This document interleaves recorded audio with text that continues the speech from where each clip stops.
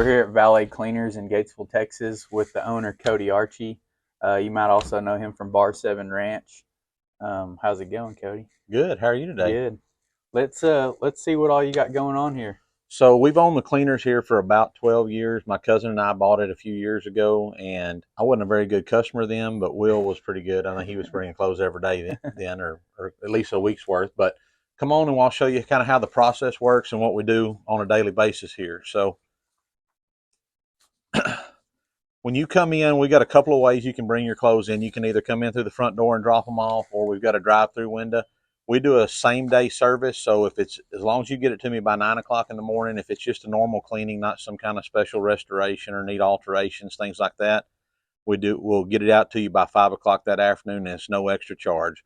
We do everything in-house, which is getting a little bit more not the norm these days. What the industry is moving to is a centralized plant with lots of locations that they bring in from those locations, do the cleaning, and then send it back out. But we do everything in-house here. So kind of the way the process works, let me grab something right quick. All right, so say you bring me a pair of pants. Crockett brings his stuff in here. So if they've never been here before, we'll get your name in the computer, make sure we got you set up, and then what we do is our computer system prints out a little deal called a heat seal right here, and that's got a barcode on it. That barcode is specific to this pair of jeans. So we can either scan that in if they've been here before. If they've never been, we'll print you a new one and put it in here.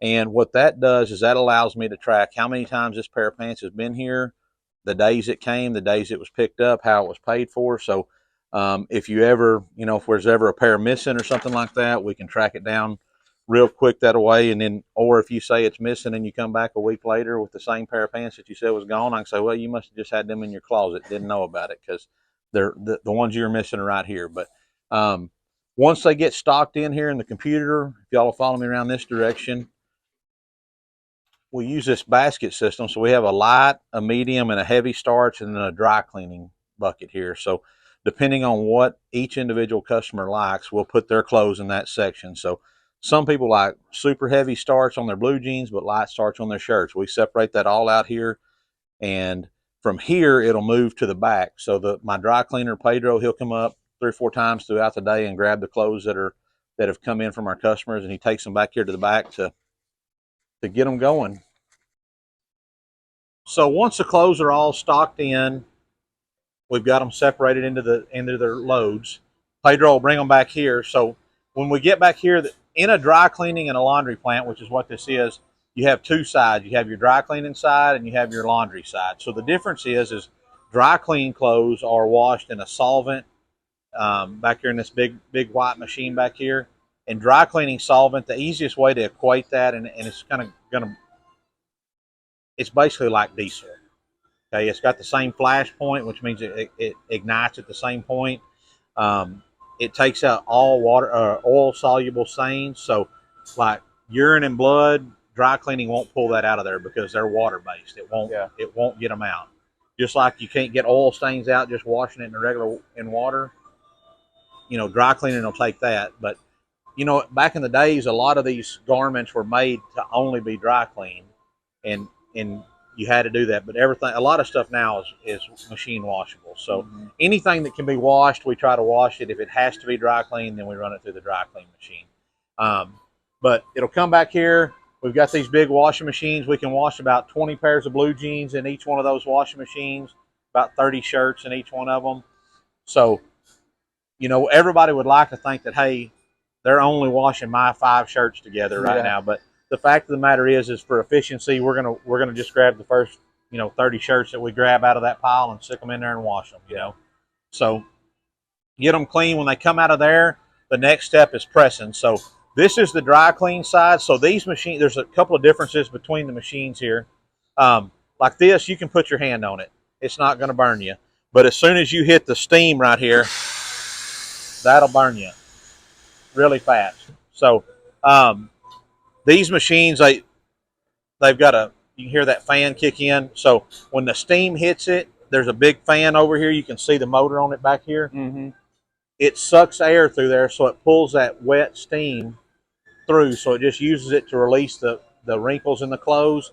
and then it sucks that hot air out and gets it out so it stays dry. Dry cleaning clothes get pressed dry. They're already finished. They're all you're doing is getting the wrinkles out of them. Yeah. One of the things that dry cleaners get charged with a lot is, oh, you burnt my shirt. Well, we don't have a single electric iron in this place. I mean, this thing's warm, but I can set this on your shirt and leave it there all day long for 9 hours, and it's not gonna burn it. Yeah. You know, it's just gonna sit there. Now that's how we press, is we use steam like that. So it's steam heat is different than electric heat. It's not. It doesn't work the same. I mean, it does the same process, but so this machine is made for doing pants legs and shirts and stuff. This does pants or shorts. You come up. Fancy shorts. Are these yours? Yeah, these are mine. Yeah, don't tell nobody. I only wear those. Your ranching shorts. Yeah, only on light ranching days. So, so this is the dry clean pressing side. From here, though, if you're gonna say you wanted a heavy starch pair of blue jeans or a heavy starch shirt, it's going to go to the laundry side. So the difference is they get pressed while they're wet. So as soon as they come out of the washing machine, they'll come over here. So like these, you can feel them are still wet. That's what they feel like coming out of the washing machine. So from here to press a pair of pants, this is called a double topper. So let me grab a pair right here. So the first thing you're going to do is press the tops of a pair of pants. You're going to pull them on here, smooth out the pocket in it, and then when you close this, now it's going to start pressing that. So I'm going to, but you can see, I mean, the steam there. So the difference is that if you touch this guy, it's hot. It's hot. I mean, I'm talking not branding iron hot, but an instant blister. Within about 30 seconds, you're going to have a blister. You know, and almost everybody in here's got little scars where they're trying to hold something down and the edge of it hits you. I mean, it'll burn you quick. But so you'll do that. So to press the tops of a pair of pants, you're going to do, they call it 4 turns. So you do this, then you're going to pull it out, you're going to turn it, you're going to press the back pocket, then the other pocket. Basically, yeah, you do all 4. And then, so when the top is finished, then you'll go to the legs. So you'll have your tops finished, and you'll lay it on here like this, smooth it all out, line your creases up, and then this will come down and press the whole leg all at once. And you do the other leg, and you're done. Mm-hmm. So these machines, they run on about, I think, somewhere around a minute and 15 minute, 20-second cycle. So one lady works all 4 of these machines. So she'll put a couple of tops on, close that, and then over here she'll have a top on here and a leg here. Same thing there, a top on there and a leg, a top and a leg. And she's just working in a circle. She's hitting them, doing these, doing that one, going to this. And then as these come off, they're hung up, she's grabbing the next set. So she's just constantly working in a circle right here. Right. Working these 4 machines. Yes, pretty efficient. I mean, we're going to do anywheres on a light day, 100 pair of jeans and an average day is around 200, 225 pairs of jeans a day.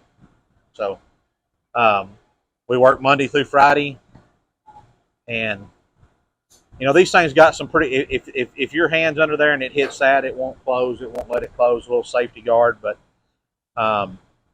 you know, she works pretty hard at this station. They all work hard, and it's hot back here.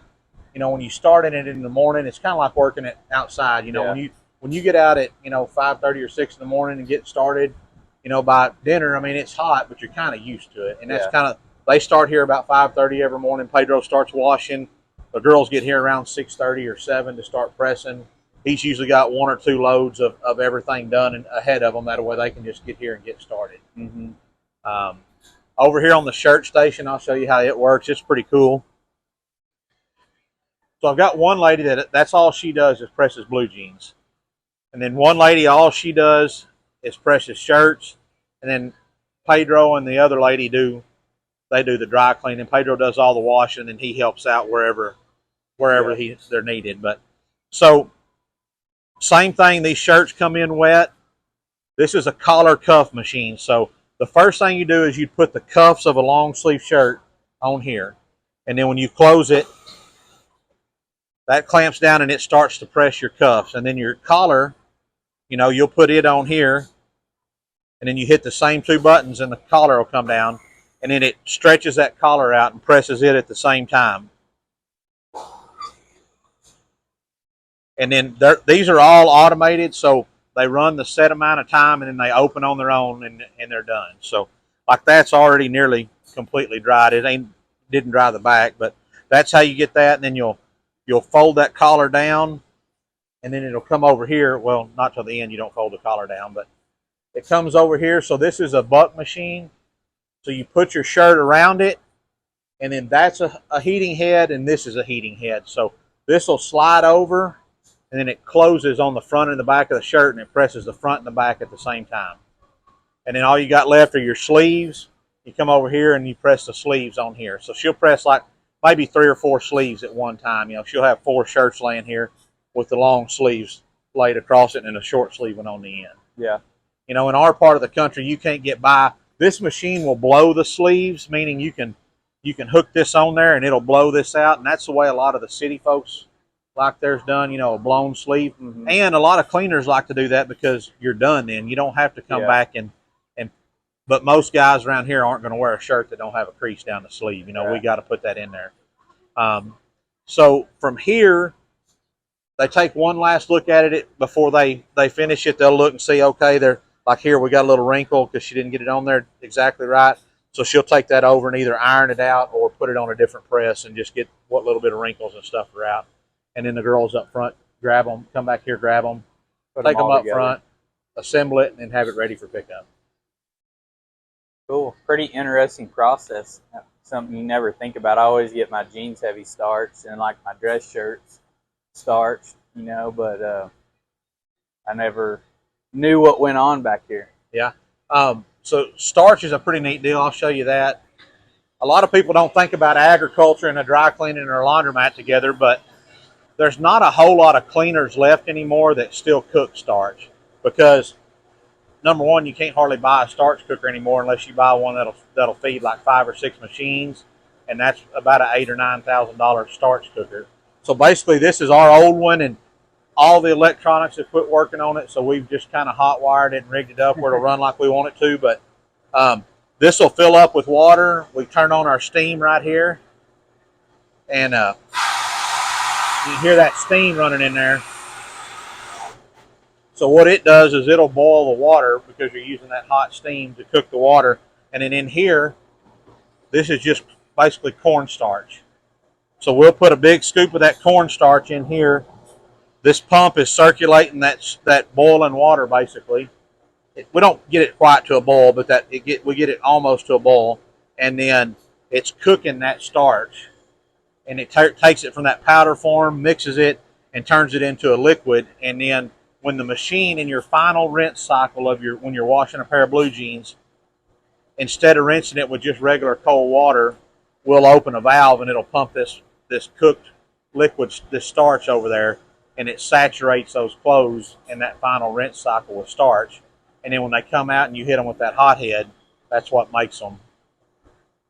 That's how you get your heavy starch. Right. So that's pretty easy way to get it done. You know, a lot of folks are using the old Starch, you know, the Stay Flow and stuff like that, and just soaking them down and letting them dry.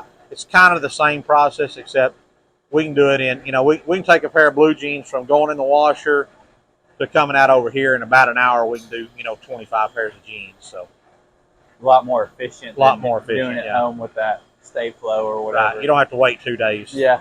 So. But that's kind of the process back here. So yeah. Very interesting. And then you have a whole nother side over there of just the laundromat. Just a coin laundry, yeah. So people can come in and, you know, wash big comforters in there. I mean, our biggest machine is a 60-pound machine. They can wash 60 pounds of dry clothes. And then we have 24 stack dryers that you can dry 30 pounds in each dryer. So right. Full service, whether you want to come over here and pay somebody to do it or go over there and do it yourself. And we even do wash and fold. So if you don't want to wash your underwear and socks, you can bring them, drop them off, and we'll do them, pick them up that afternoon. Right. Perfect. once the clothes come from the back, they've been cleaned, they've been pressed, they're all done. The girls up front come and grab them, bring them back here, and then the first thing we'll do is we take our shirts. Let's try the long sleeve one here, and they'll do, this is the detail portion of it. So they'll go through, they'll button the top button, put a clip on it, cross the arms, clip them. They'll check for any imperfections as far as in the pressing. Now some stains just don't come out. I mean, they're in there forever. You know, we do the very best we can to get everything we can out. But you dress it up like this, get it ready to go, and then you find the customer's name. So this is going to go there. You go over here and we find the ticket that their clothes were marked in on, and then we put them here. So this is called the assembly side. So once this is all done, once everything on this ticket is here, we'll turn it sideways, and then we know that we don't have to have any more clothes for this order. It's all finished. From there, it'll go over and get a bag put on it on the bagging station here. So like this shirt here is getting ready to be bagged. These bags, you just split them open. It'll pull down over the garment, however many there are. That's pretty handy there. And then it just tears off at the bottom of the next bag. So, you know, we try to bag all 6 or 7 shirts together. Maybe about 4 pairs of jeans is all we really try to put in one bag. And then this ticket that's on there will get stapled to the bag like you see here, and it's got a barcode on it also. So from there we go to our rounders, or on our, if it's a big order, these big racks here that are just hanging from the ceiling, and then we'll stick them like, let me show you right quick. So it'll come around, we'll hang it here. We've got a scanner. We scan the barcode that's on the ticket, and then we scan the barcode that's on the location, and then that all downloads to our computer system. So when you come to pick up your clothes, you say, hey, Crockett Carruthers here to pick up my clothes.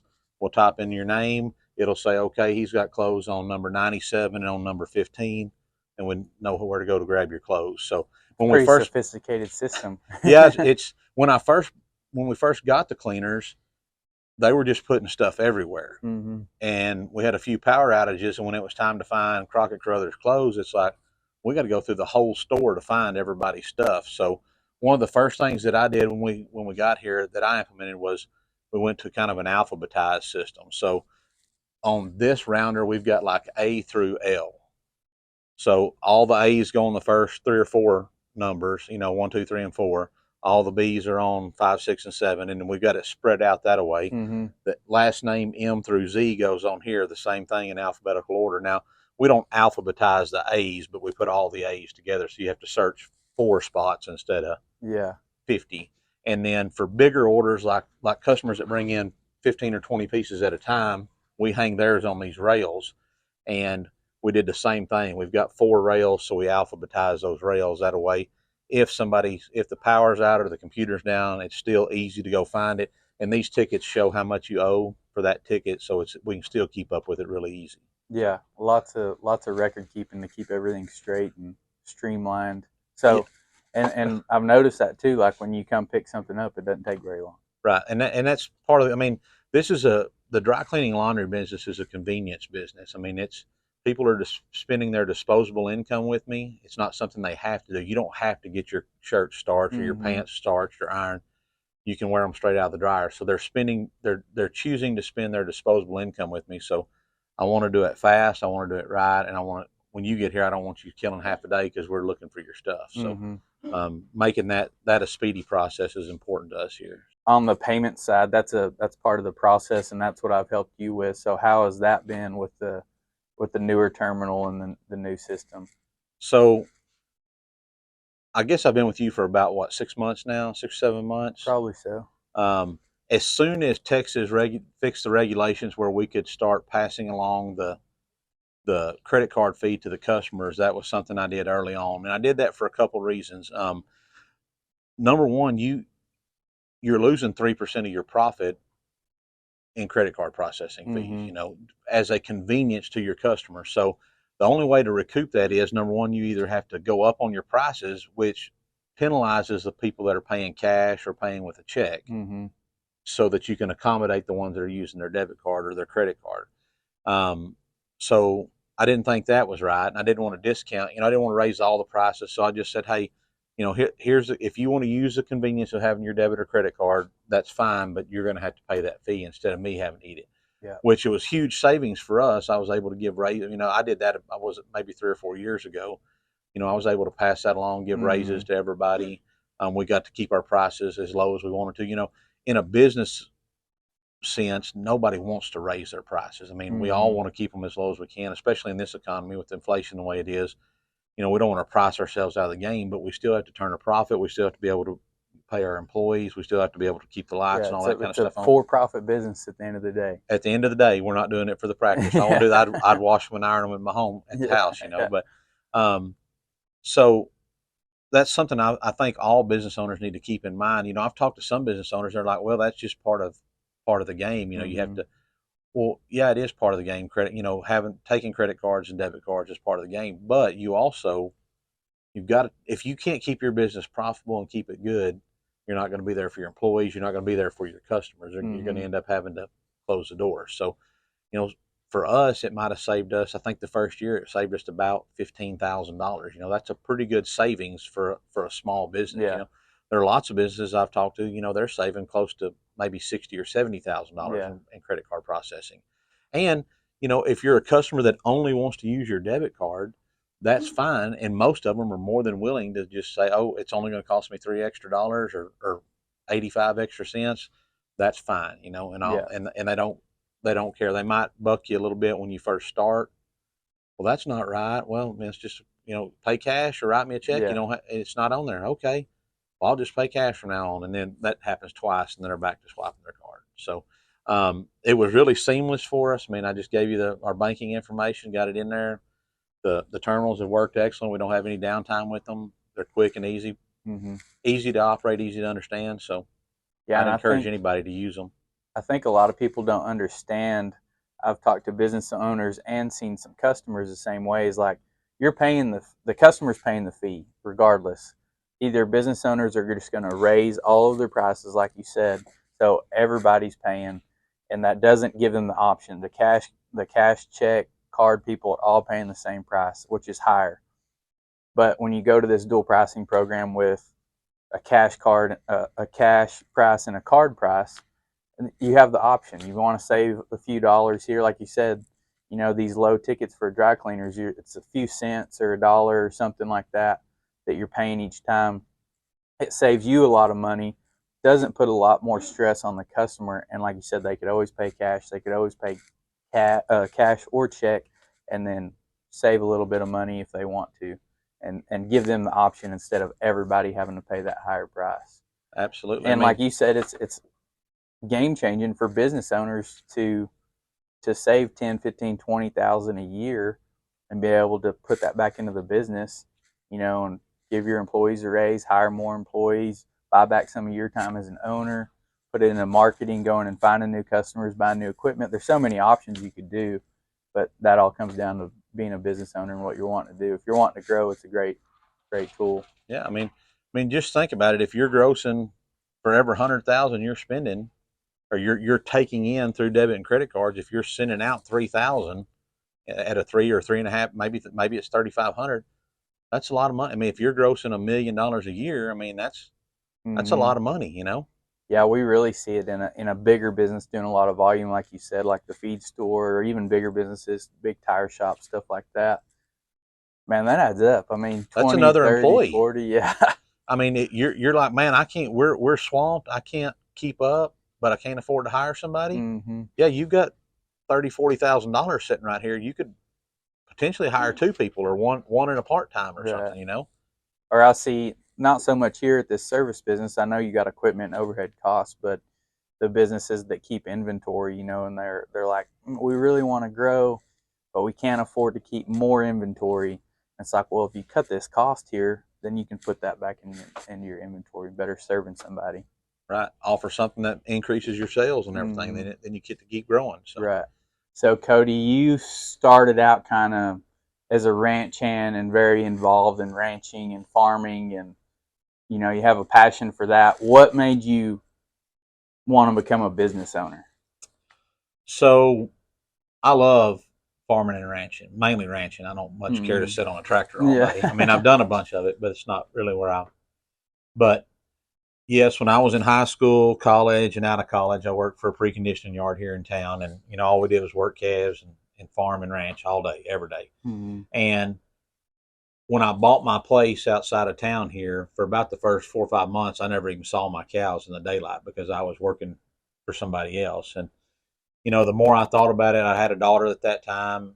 I still got her, but we just started as a young family. I Yeah. got married in the process of working out there, and it was like, I'm killing myself for somebody else's dream. I'm going to look up one of these days, and I'm going to be 40 or 50 years old, driving an old wore out pickup, and my body's going to be wore out, and I'm going to have made somebody else a whole lot of money, and all the stuff that I wanted to do.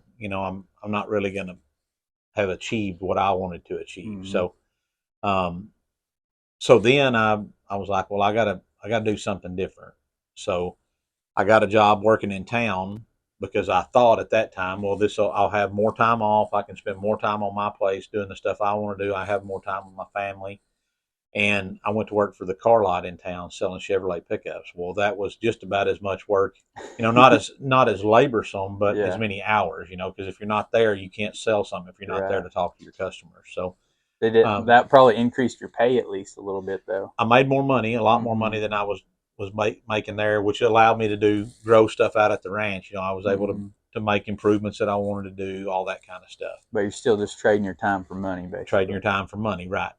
And when it boiled down to it, my cousin and I are more like brothers than we are cousins. I mean, we spent a lot of our time growing up together, and we complement each other very well in our work ethics and the way we think about stuff. And he called me one day and said, "Hey, there's a tire shop coming up for sale. You ought to think about buying it. We can partner on it." I was like, well, that sounds good. And I talked to the guy that had it for sale, and he was like, well, I got 3 other guys coming this week to talk about it. And the first thing, I've always been business minded and entrepreneurial, always doing stuff a lot like you, just finding some extra way to make some extra money on the Mm-hmm. side of what your regular job is. Yeah. And in my mind, if you got 3 or 4 people waiting in line to say you're trying to sell a horse, well, you ain't going to take any. You're not going to Yeah. come off It's the price, supply and demand. If there's a right? lot of demand, you're not gonna like. I'm gonna see what this other guy's gonna Yeah, say. we ain't negotiating right then. Mm-hmm. So I was like, well, there ain't no sense in me even going to look at that because I'm not going to want to give what you want to give for it. I mean, that's rule number one in negotiation. You don't pay what somebody's asking, right? Yeah. So uh, we didn't even go do it. I didn't even go look at it. I was like, I'm not going to mess with that. And a few weeks later, this place came up for sale, and I said, well, I don't know nothing about dry cleaning, but I can learn. So I took 2 weeks vacation. I had 2 weeks vacation coming. I took those 2 weeks off, and I came and I sat up here every day and I watched the business run. I sat up front for a week and watched the way the girls interacted with the customers and saw what they were doing and how things were running. Spent a week back here, you know, pressing blue jeans, pressing shirts, helping Pedro wash, just learning the business. And you didn't at this time. I mean, you hadn't made an offer. You're just kind of testing the waters, basically. Yep, I wanted to know about it. Mm-hmm. We wanted to see what it looked like and how it ran and what we needed to do if we were to buy it. And after those 2 weeks, we made an offer. They accepted. I put in like my 2 weeks notice up at the dealership, and we bought it in November of 2012. So nearly 12 years. Mm-hmm. So I think that was like a big lesson that I learned was if I same deal. My passion is being outside and ranching, being horseback, working cattle. But I also saw the path. The older guys that you very rarely progress out of that doing that and then progress to becoming an owner operator yourself. right, Much of one anyway. So a lot of people go do something else and owning a business you know, can be passive once you get the systems in place and operating. And that's allowed you to get out and get back to what you love, huh? absolutely. I mean, for me, like when we first bought this, I had progressed from running a cow calf operation on my place to running yearlings. So I hadn't built my house out there yet. Well, I guess we moved in right after we purchased this. So we were in the process of building our house at that time. But it allowed me to, I could run out there and check a set of yearlings on my dinner break or whatever, or or if I wanted to go in the morning and I didn't want to get here till 10 o'clock, it gave me those freedoms, Mm-hmm. because one thing that I'm very blessed, very fortunate with is we've had excellent employees. I mean, three of the people that work here, I'm like the third owner they've worked for.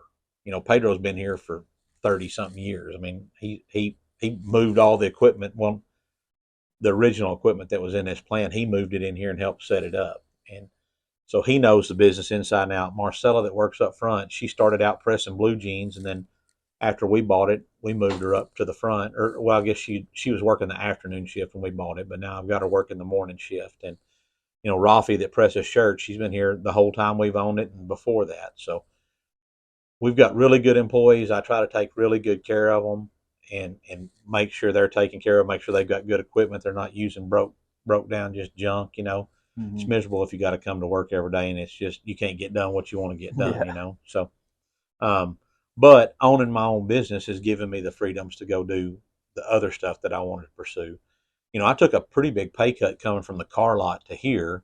And most businesses fail in the first 3 years, and we were very fortunate in that we were able to grow our business almost every year. We've grown our business, and Mm-hmm. uh, it's done good for us. So, Yeah. What would you say is the biggest challenge in being a business owner?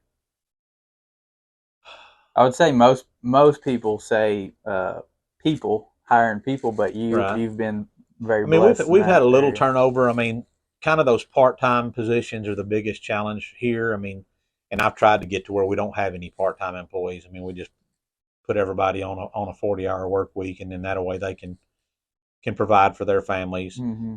You know, for me, the biggest thing is costs that I can't control. I can control what it costs me to have employees. I can decide how much they get paid, how much they work, all that kind of stuff. But the costs I can't control are like the trash service that we have. When we first started, we were paying $75 a month, and about 2 years ago, when the city made a new agreement with the trash company, well, my bill went from $119 to $223 overnight, and I have absolutely zero control over that. Mm-hmm. I can't even, the way their contract reads, there's not even an outside company that I can't even hire a different company to come put a No dumpster in it. competition. Right. It's a locked in. If you're going to have your trash hauled off, it's going to cost you this much, and I don't have any negotiation over that. So that doesn't sound like a much, but that's $1,200 a year. That's a lot of money to me. Mm-hmm. That's the rising cost of electricity, the rising cost of just anything, your phone bill, when you got to replace your computer system.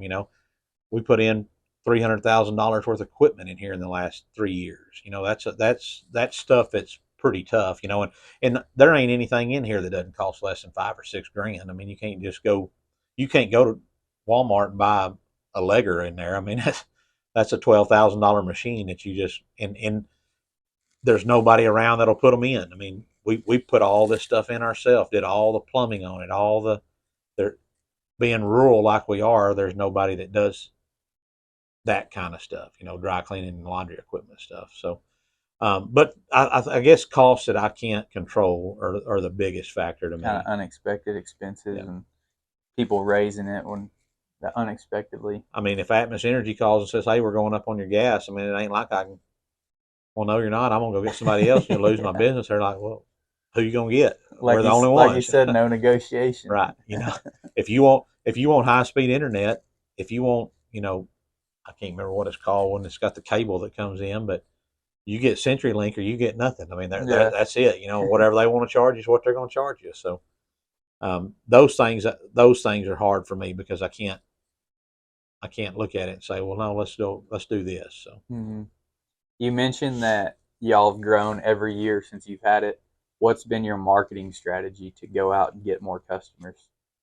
so used to we were running ads in the newspaper.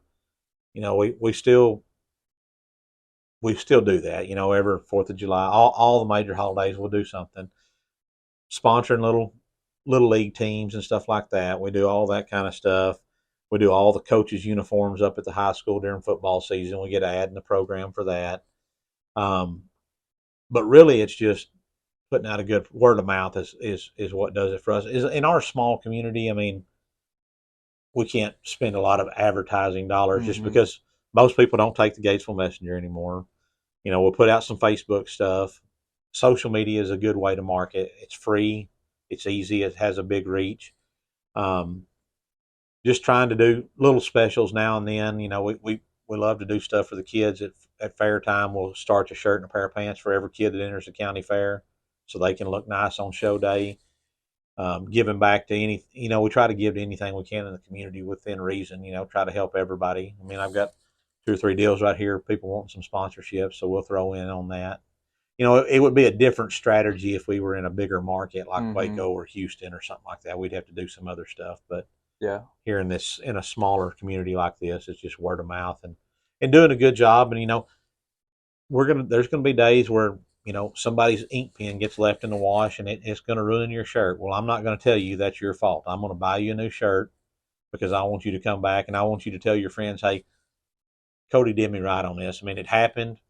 It's done. We can't fix that, but he did. He bought me a new shirt, or he gave me, $75 worth of cleaning to, the value of my shirt and free cleaning. So A lot of word of mouth referrals and best customer service, best job, basically. yeah, do the best you can with what you got and stand behind your word. Mm-hmm. What would you say is the lifeblood of the business? If you could pick one thing that was going to keep operating smoothly, or grow, or anything like that would keep the business running. I cannot make it without those employees back there. I mean, this business is it's a lot of repetition, but if I don't have good employees, it ain't going to work because if Pedro can't get the stains out, you're going to be mad. If Rafi doesn't do a good job pressing her shirts, you're going to be mad. Mm-hmm.